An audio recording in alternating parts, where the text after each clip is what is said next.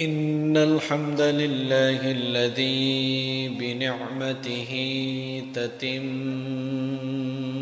الصالحات،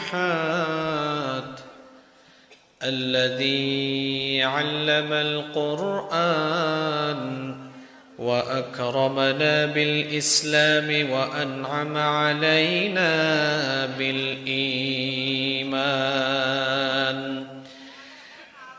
نستغفره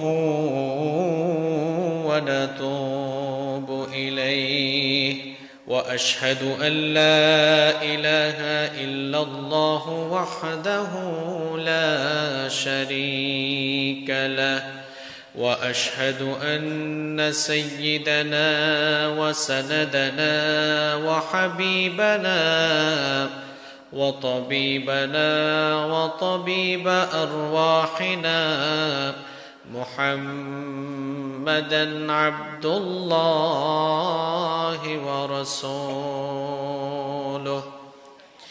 أرسله بالحق بشيرًا ونذيرًا وداعيًا إلى الله بإذنه وسراجًا وقمرًا منيرًا.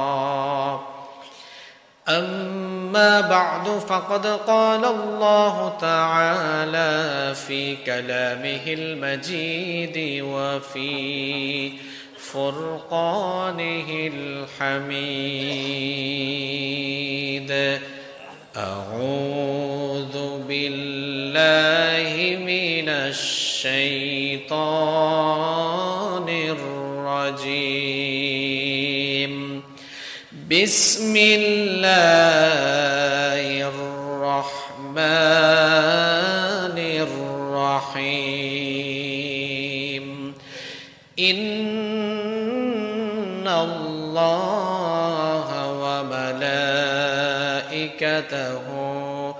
يصلون على النبي يا أيها الذين آمنوا صلوا عليه وسلموا تسليما. اللهم صل على محمد وعلى آل محمد كما صليت على إبراهيم وعلى آل إبراهيم إنك حميد مجيد.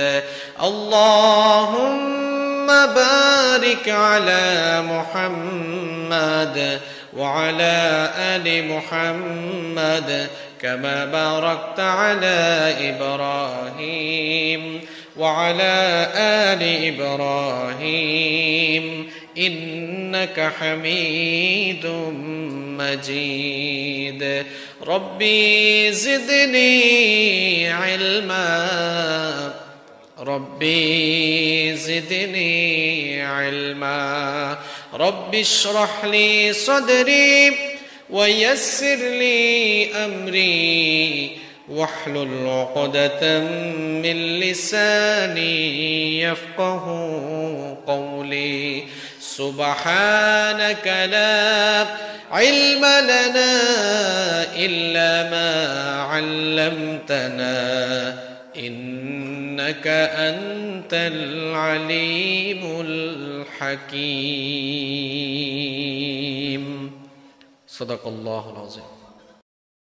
আল্লাহ সুবহানাহু ওয়া তাআলা এই পৃথিবীতে আমাদেরকে এমনি এমনি সৃষ্টি করেন নাই, নিরর্থক খামাখা অযথাই এই দুনিয়াতে আমাদেরকে পাঠানো হয় নাই।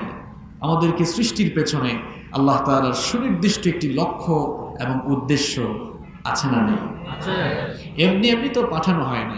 এখানে আমরা মুসাফির হয়ে এসেছি, মুসাফির হয়ে মেহমান বাড়িতে আমরা এসেছি, কিন্তু অনেকেই শয়তানের ধোঁকায় পড়ে মেহমান বাড়িতে এসে নিজের বাড়ির খবর ভুলে গিয়েছে। মেহমান বাড়িতে এসে আপনি আপনার নিজের বাড়ির খবর ভুলে গিয়েছেন। কেউ কেউ হয়তো বলতে পারেন, হুজুর মেহমান বাড়ি কোনটা আর নিজের বাড়ি কোনটা? আপনাকে যখন কেউ জিজ্ঞেস করে আপনার বাড়ি কোথায়, জবাব দেয়, হুজুর এই যে রোডের পাশে ইটালিয়ান টাইলস করা একটা বাড়ি দেখা যায়, এই চমৎকার সুন্দর বাড়িটা আমার বাড়ি। আপনার বাবা, আপনার দাদা, তাদেরকেও মানুষ যখন প্রশ্ন করত আপনার বাড়ি কোথায়, তারাও খুব চমৎকার করে জবাব দিত, ওই যে ইটালিয়ান টাইলস করা সুন্দর বাড়িটা দেখা যায়, এই বাড়িটাই হচ্ছে আমার বাড়ি। মরার আগ পর্যন্ত মানুষদেরকে বলতো এটা আমার বাড়ি, এই বাড়িতে থাকতে পারে নাই, কবর নামক আসল বাড়িতে জায়গা হয়েছে। আপনিও যে বলছেন এটা আপনার বাড়ি, এটা আপনার বাড়ি, গুলশানে আপনার 2টা বাড়ি, উত্তরাতে 10টা বাড়ি, আহা, আপনি তো শয়তানের ধোঁকায় পড়ে আছেন। এটা আপনার বাড়ি নয়, কবর হচ্ছে আপনার আসল বাড়ি। মেহমান বাড়িতে গিয়ে কেউ যদি তার নিজের বাড়ির খবর ভুলে যায়, আপনি মেহমান বাড়িতে গিয়ে যদি কয়েকদিন আছেন, এরপরে ভাবলেন আরো কয়েকদিন থাকি, এরপরে ভাবলেন আরো কয়েকদিন থাকি, এরকম যদি আপনি আপনার নিজের বাড়ির খবর ভুলে গিয়ে মেহমানদারির আপ্যায়নে খুশি হয়ে মেহমান বাড়িতে শুধু থাকতে চান, হয়তো যার বাড়িতে গিয়েছেন প্রাথমিক পর্যায়ে সে আপনার মেহমানদারি করবে, কিন্তু একটা পর্যায়ে কিন্তু সে নাখুশ হয়ে যাবে। নাখুশ হয়ে আপনাকে অনেক ধরনের আজে বাজে কথাও শোনাতে পারে। দুনিয়াতে আপনি এসেছেন, এটা আপনার বাড়ি নয়, এটা আপনার জন্য মেহমান বাড়ি। এটা হচ্ছে ওয়েটিং রুমের মতো। আপনারা যখন দেশের বাইরে সফরে যান, দেখবেন ইমিগ্রেশন শেষ করার পরে ফ্লাইট শুরু হওয়ার আগ পর্যন্ত আপনাকে একটা জায়গায়, একটা রুমে কিংবা একটা জায়গায় বসে থাকতে হয়, ওয়েটিং রুমে থাকতে হয়। কিংবা ডোমেস্টিক ফ্লাইটও বোর্ডিং পাস নেওয়ার পরে ওয়েটিং রুমে ফ্লাইট ছাড়ার আগ পর্যন্ত আপনাকে অপেক্ষা করতে হয়। যে ওয়েটিং রুমে আপনারা বসেন, ওই ওয়েটিং রুমে কি একেবারে চিরস্থায়ী হয়ে বসেন নাকি ফ্লাইটের আগ পর্যন্ত? ফ্লাইটের আগ পর্যন্ত। প্রিয় ভাইয়েরা, এই দুনিয়াটা হচ্ছে আপনাদের জন্য, আমাদের জন্য ওয়েটিং রুমের মতো। যখনই ফ্লাইট চলে আসবে, যখনই মালাকুল মউত মৃত্যুর ফ্লাইট নিয়ে আগমন করবেন, এই ওয়েটিং রুম থেকে বিদায় হয়ে আমাকে আপনাকে নিজের বাড়ি, কবরের বাড়ির দিকে, অর্থাৎ আখিরাতের অনন্ত অসীম যাত্রা সূচনা আমাদেরকে করতে হবে। এই দুনিয়াতে আমরা ক্ষণকালের জন্য এসেছি, এখানে আমরা চিরদিন থাকবো না, এখান থেকে আমরা চলে যাব। কোথা থেকে এসেছে, কিভাবে এসেছে, এটাও তো অনেকে চিন্তা করে না। কোথায় যাবে, ডেস্টিনেশন জানে না। আল্লাহ পাক বলেন, চিন্তা ভাবনা করো, কোথায় ছিলাম, কিভাবে আসলাম, আর কোথায় যাবা, এ ব্যাপারে চিন্তা ভাবনা করো। কোরআনে কারীমের ৭৬ নম্বর সূরা সূরাতুল ইনসানের শুরুতে আল্লাহ পাক বললেন, হাল আতা আলাল ইনসানি হিনুম মিনাদ দাহরি লাম ইয়াকুন শাইআম মাযকুরা। মানুষের জীবনে কি এমন একটি সময় ছিল না যখন সে উল্লেখযোগ্য বিষয় বা উল্লেখযোগ্য বস্তু হিসেবে পরিগণিত ছিল না? আমার আপনার উপরে এমন একটি সময় অতিবাহিত হয়েছে যখন আমরা একেবারে অস্তিত্বহীন ছিলাম। আমাদের কোনো অস্তিত্ব ছিল না, নাম ছিল না, ঠিকানা ছিল না, ঘরবাড়ি ছিল না, কিছুই ছিল না। আল্লাহ পাক বলেন, বান্দারে একটু চিন্তা ভাবনা করো, অস্তিত্বহীনতা থেকে তোমাকে অস্তিত্ব কে দিলেন, তুমি কোথায় ছিলে, কিভাবে আসলে, এগুলা নিয়ে চিন্তা করো। কোরআনে কারীমের ২৩ নম্বর সূরা সূরাতুল মুমিনুনের ১২ নম্বর আয়াত থেকে আল্লাহ পাক বলছেন, কোথা থেকে কিভাবে আসলো ভালো করে শোনো। ওয়ালাকাদ খালাকনাল ইনসানা মিন সুলালাতিন মিন طين ثم جعلناه نطفة في قرار مكين ثم خلقنا النطفة علقة فخلقنا العلقة مضغة فخلقنا المضغة عظاما فكسونا العظام لحما। আল্লাহ পাক বলেন, তোমরা অস্তিত্বহীন ছিলে, কিছুই ছিলে না। কেমনে তোমরা এসেছো, কিভাবে এসেছো শোনো। আমি আল্লাহ কেমনে তোমাদেরকে বানালাম শোনো।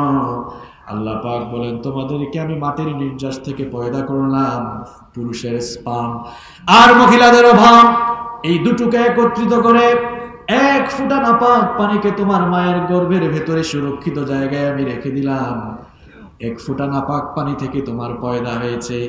এমন নাপাক পানি, যেই নাপাক পানি বের হয়ে গেলে মানুষের উপরে গোসল ফরজ হয়ে যায়, এমন এক ফোঁটা নাপাক পানি থেকে তোমার পয়দা হয়েছে। আহারে বান্দা, দুনিয়াতে এসে টাকা পয়সা, ক্ষমতা, প্রভাব প্রতিপত্তি পেয়ে নিজেকে অনেক বড় মনে করো, অথচ নিজের অস্তিত্ব সম্পর্কেই জানো না। কিসের এত বড়াই করো, কিসের এত দলবাজি করো, কিসের এত তেলবাজি করো? এমন জিনিস থেকে তোমার পয়দা হয়েছে। এক ফোঁটা নাপাক পানি ছিলে, যেই পানি ফোঁটা বের হয়ে গেলে মানুষের উপরে গোসল ফরজ হয়ে যায়, সেরকম এক ফোঁটা নাপাক পানি থেকে আমি আল্লাহ তোমাকে বানালাম। আল্লাহ পাক বলেন, ওই নাপাক পানি ফোঁটাকে আমি তোমার মায়ের জরায়ুর ভেতরে সুরক্ষিত জায়গায় আমি রেখে দিলাম। এরপরে সেই নাপাক পানি ফোঁটাকে জমাট বাঁধা রক্তে পরিণত করলাম। অতঃপর আমি সেই জমাট বাঁধা রক্তকে গোশতের পিণ্ড বানালাম। তারপরে সেই গোশতের পিণ্ডকে বড় একটা হাড্ডিতে রূপান্তর করলাম। তারপরে সেই হাড্ডির উপরে গোশতের পোশাক পরিয়ে দিয়ে তোমার একটি স্ট্রাকচার দাঁড় করালাম। তোমার নাক, মুখ, হাত, পা, চক্ষু, কান কিছুই ছিল না। তোমার মায়ের পেটের ভেতরে থাকাকালীন সময়ে এই যে তোমাকে পর্যায়ক্রমিক ভাবে আমি সৃষ্টি করছি, নাপাক পানি থেকে আমি জমাট বাঁধা রক্ত বানালাম, জমাট বাঁধা রক্ত থেকে গোশতের পিণ্ড বানালাম, গোশতের পিণ্ড থেকে আমি বড় একটা হাড্ডি বানালাম, বড় একটা হাড্ডির উপরে আবার গোশতের পোশাক পরিয়ে দিয়ে তোমাকে আমি চক্ষু দিলাম, নাক দিলাম, ঠোঁট দিলাম, কান দিলাম, হাত দিলাম, পা দিলাম, সুন্দর একটা ফেস কাটিং দিয়ে তোমার মায়ের গর্ভের ভেতরে আমি আল্লাহ সুন্দর করে তোমাকে বানালাম। এরপরে তোমার মায়ের পেটের ভেতরে আমি একটি নির্দিষ্ট সময় পর্যন্ত তোমাকে রেখে দিলাম। 9 মাস 10 মাস চলে যাওয়ার পর দুনিয়ার আলো বাতাস তোমাকে দেখালাম।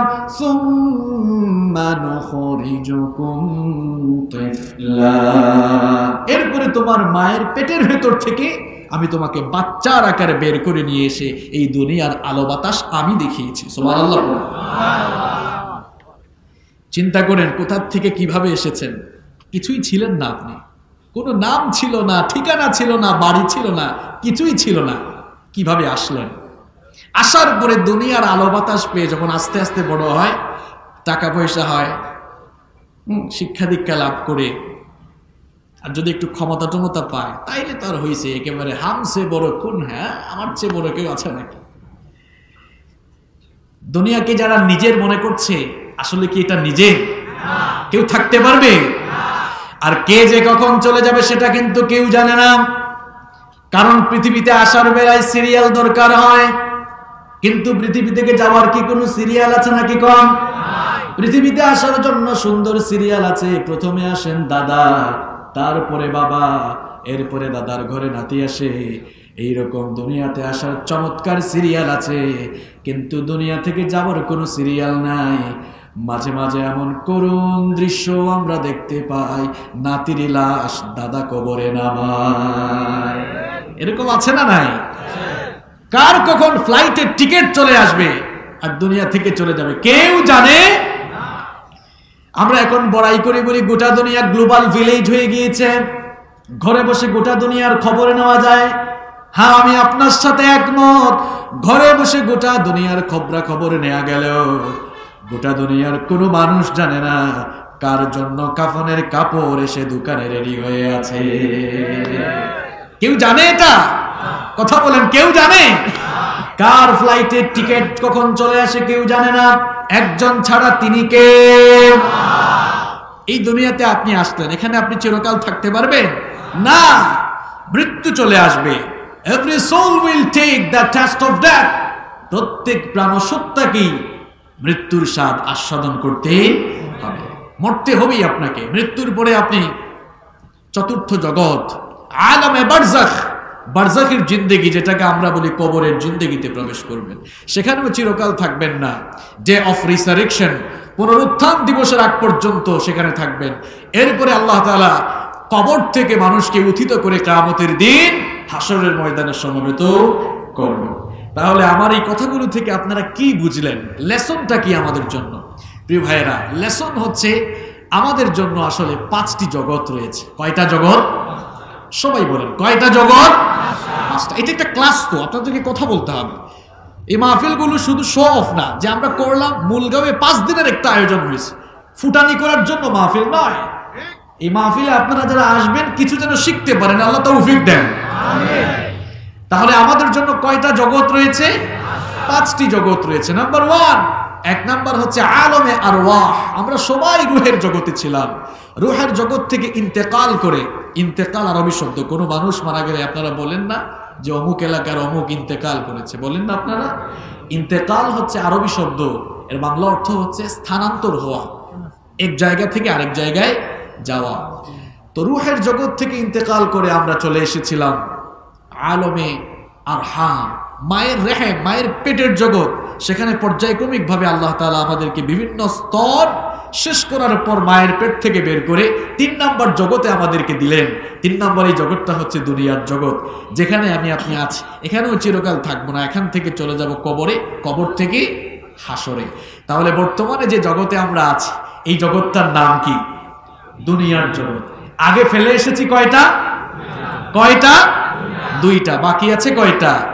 আপনি কিন্তু মাঝামাঝিতে আছেন, একেবারে সফরে এসেছেন এখানে।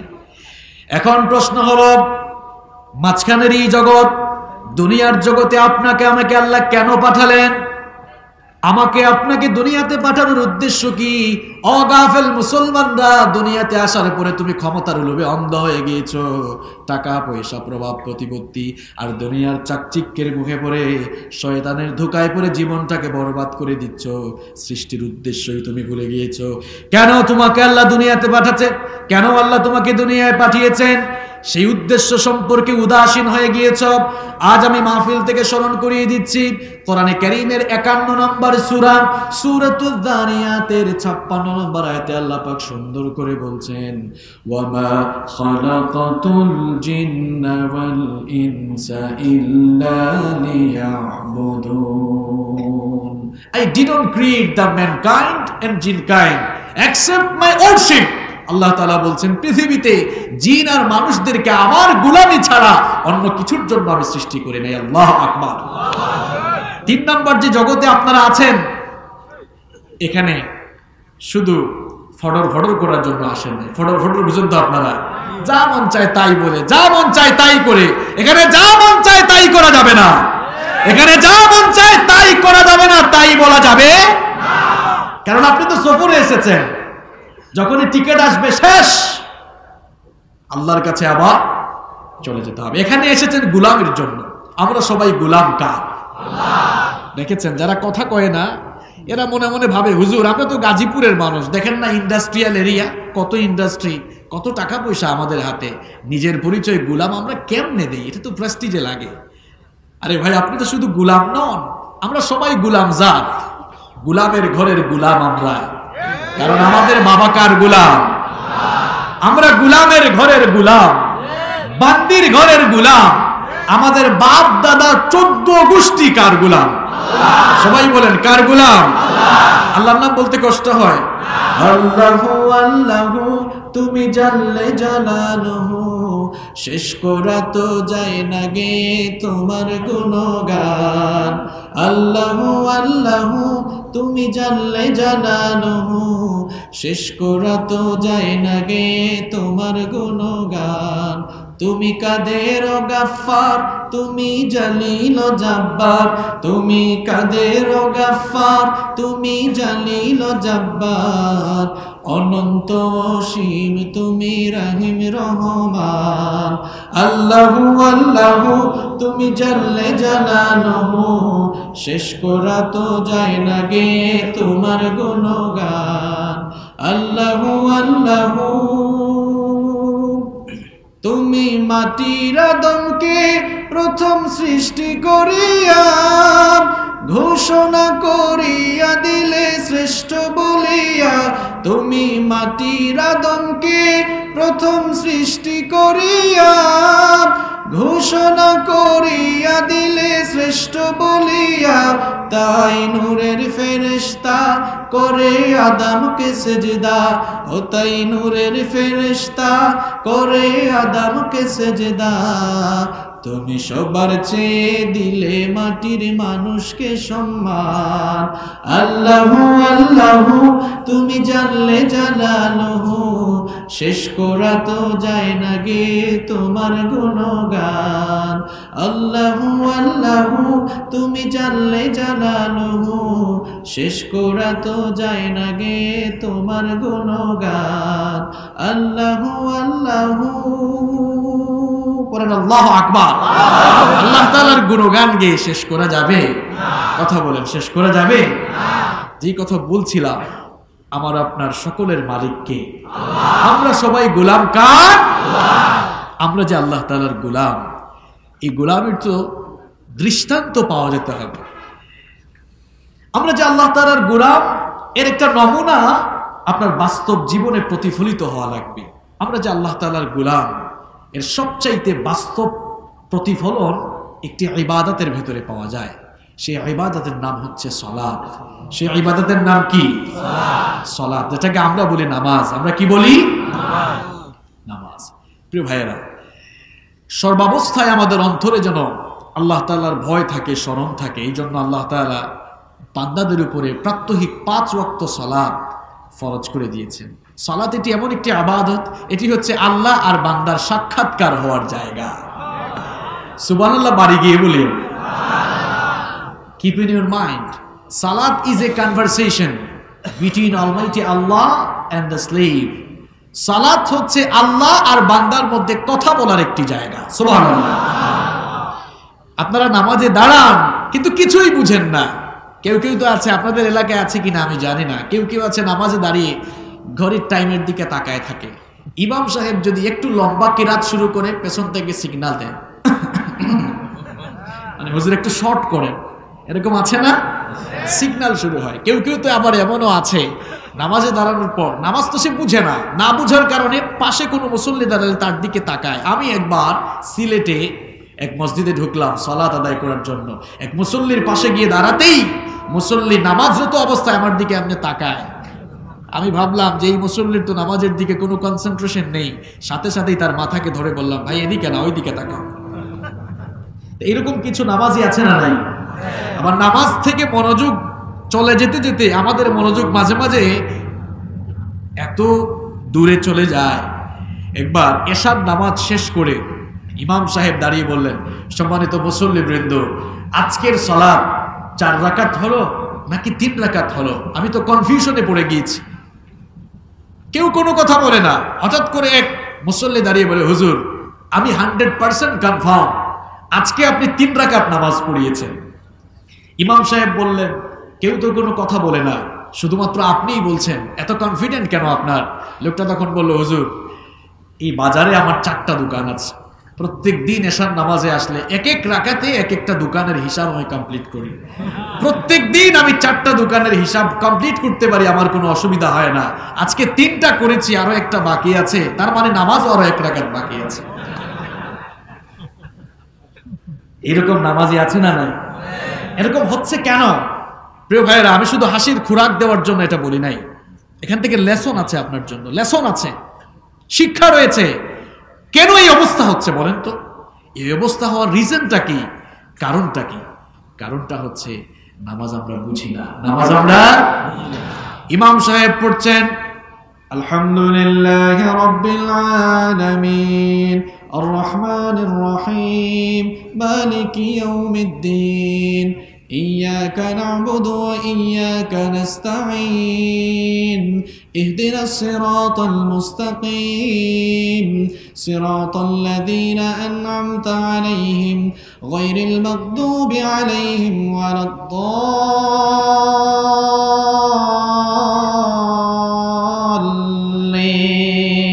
পড়েন আমিন।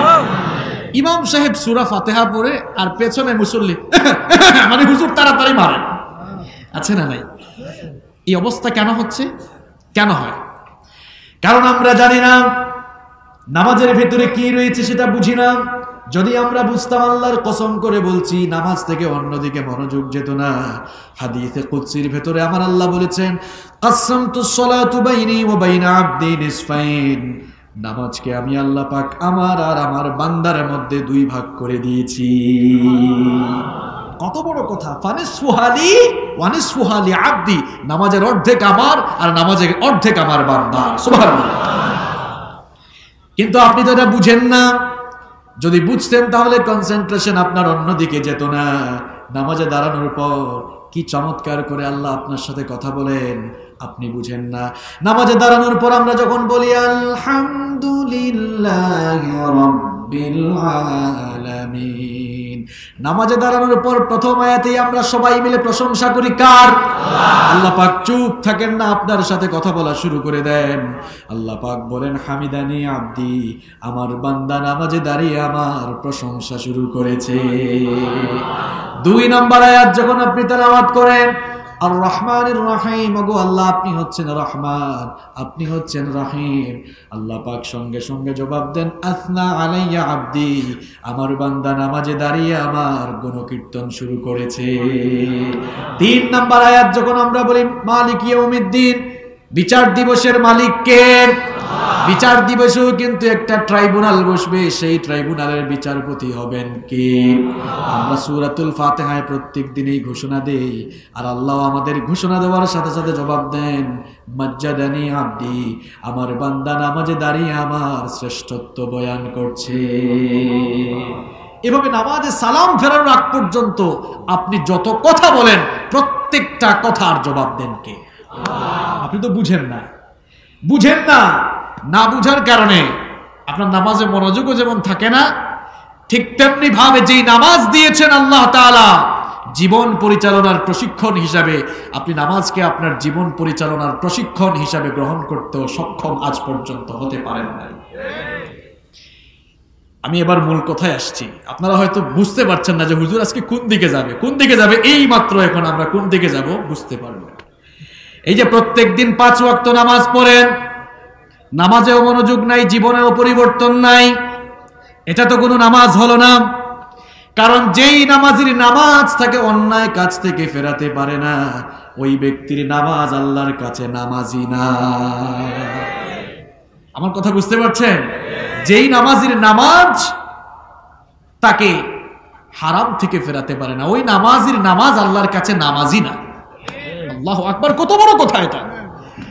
কারণ সালাত আল্লাহ এমনি এমনি দেন নাই। প্রত্যেক দিন শুধু 5 বার গিয়ে সাজদা দিবেন আর মানুষকে দেখাবেন এই এলাকার অমুক কিন্তু খুব বড় মুসল্লি, এইরকম শুধু প্রত্যেক দিন 5 বার সাজদা দেওয়ার জন্য আল্লাহ আপনাকে নামাজ আমাদের উপরে ফরজ করেন নাই। কারণ আমরা যদি আল্লাহকে সাজদা নাও দেই, আল্লাহর কি কোনো লস আছে নাকি? কোন আল্লাহর প্রশংসা করার কি, আল্লাহর প্রশংসা করার মতো সৃষ্টি এই দুনিয়ায় কি অভাব আছে নাকি? কোন এই দুনিয়ার যত সৃষ্টি আছে, আকাশমণ্ডলী আর জমিন, নভমণ্ডল আর ভূমণ্ডলে যা কিছু আছে, সবকিছু প্রতিনিয়ত তাসবিহ জপে কার? আমার ভাইয়েরা, এই যে গাছের পাতা নড়ে, আপনারা মনে করেন গাছের পাতাগুলো এভাবে নড়াচড়া করছে, গাছের পাতাগুলো এভাবে নড়াচড়া করছে, আপনি তার ভাষা বুঝেন না। গাছের পাতা নড়াচড়া করে করে সে তার ভাষায় প্রত্যেকটি মুহূর্তে আমার আল্লাহ পাকের গুণগান আর জিকির করছে। আল্লাহর সাজদার অভাব নাই, প্রশংসাকারীর অভাব নাই। আল্লাহ তাআলা শুধুমাত্র প্রত্যেকদিন আপনি গিয়ে সাজদা দিয়ে দায়িত্ব আদায় করবেন, এজন্য নামাজ দেন নাই। তাহলে আল্লাহ তাআলা নামাজ দিলেন কেন? কোরআনে কারীমের 29 নম্বর সূরা, সূরাতুল আনকাবুতের 45 নম্বর আয়াতে আল্লাহ পাক সুন্দর করে বললেন, উতলু মা উহিয়া ইলাইকা মিনাল কিতাবি ওয়া আকিমিস সালাহ ইন্নাস সালাতা তানহা আনিল ফাহশাই ওয়াল মুনকারি ওয়ালাযিকরুল্লাহি আকবার ওয়াল্লাহু ইয়ালামু মা তাসনাউন। আল্লাহ পাক বলছেন, ওগো আমার হাবিব, আপনার কাছে যে ওহী নাজিল হচ্ছে, সেই ওহী থেকে আপনি তেলাওয়াত করে মানুষদেরকে শোনান আর সালাত কায়েম করুন। কারণ নিশ্চয়ই নিঃসন্দেহে সালাত মুসল্লিকে সকল অন্যায় আর অশ্লীল কাজ থেকে বাঁচিয়ে রাখে। এইবার আসল কথা বললাম যে নামাজ কেন দেওয়া হয়েছে। নামাজ দেওয়া হয়েছে যেন শুধুমাত্র এই নামাজের মাধ্যমে আপনি সকল অন্যায় আর অশ্লীল কাজ থেকে বিরত থাকেন। আর আল্লাহ তাআলা বলছেন যারা সঠিকভাবে নামাজ আদায় করবে এরা সকল অন্যায় এবং অশ্লীল কাজ থেকে বেঁচে থাকতে পারবে।